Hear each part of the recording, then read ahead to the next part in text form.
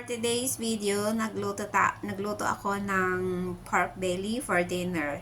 Itong pork belly, minarinate ko lang siya ng salt, pepper, paprika, konting brown sugar. And then, ibibake natin or oven natin ng 1 hour. Or 1 hour mahigit. 1.15. Ganon.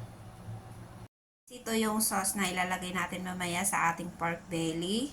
Ito ay ang apple sauce. Ingredients, shredded apple, paprika, black pepper, konting ketchup, at cinnamon. Lagay natin mamaya. Lalagay na tayo ng apple sauce sa ating pork belly.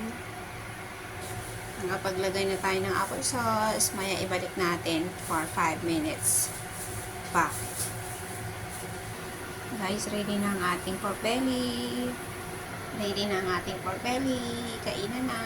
Bye! Thank you for watching.